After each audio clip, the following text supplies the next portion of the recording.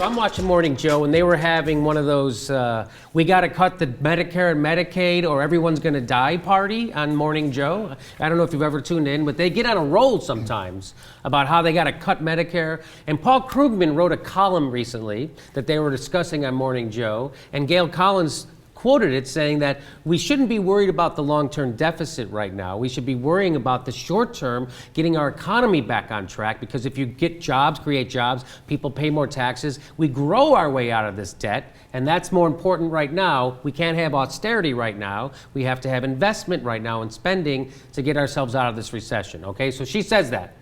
Makes sense. Sounds like everybody, nobody, here's what Mike Barnicle, he's got a little retort to that. Here's what Mike Barnicle says. But doesn't he ignore one of the realities in this discussion that long-term debt plays a huge role in companies hiring people today? They worry about the debt, about the national debt, and what the uncertainty of it all. So they're not going to, be putting people on the payrolls.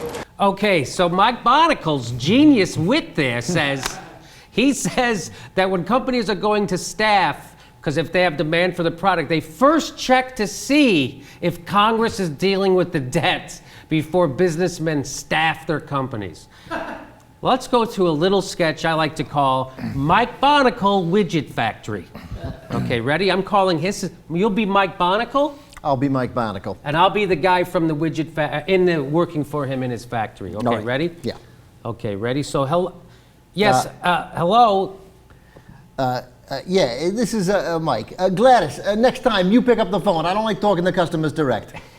Okay, Mike, this is Jerry down at the plant, and we just got an order for 1 million more widgets. That's great. How many workers you need to fill your order? I'm going to need about 100 more workers to fill this order in a timely fashion, Mr. Barnicle. All right, that sounds great. I'm just going to check the long-term debt of the U.S. government. I'm sorry, Mike, what did you just say?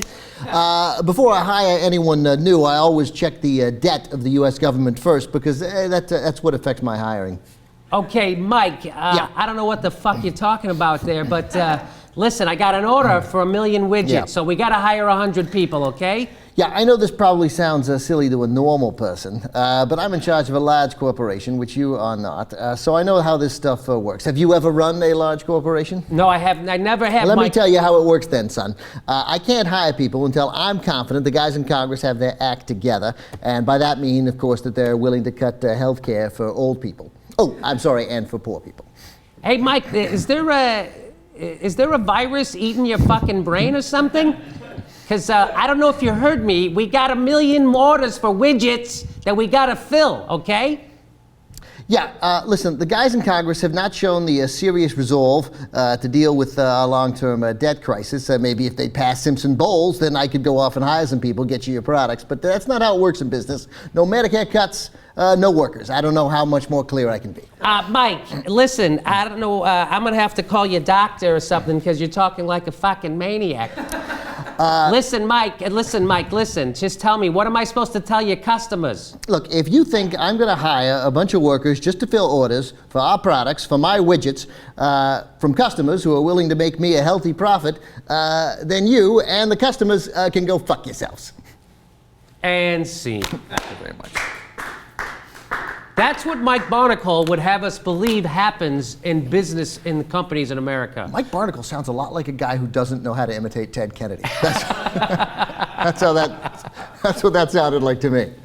So Mike Barnicle doesn't know he's just talking out of his asshole, doesn't know anything. That has got to be the dumbest thing I've ever heard. I'm going to tell people right now, whenever you hear someone say that, just remember the words of Mark Hayes, who was the only CNBC reporter worth a shit besides Dylan Ratigan, who said, companies hire when there's demand for their products, end of story. That's it. Nobody is sitting around going, I'm sorry, I'd like to serve you the products that I serve you, but the debt, I got the debt. That doesn't happen. Yeah, Okay. I'm not interested in making any money until I see if there's a grand bargain.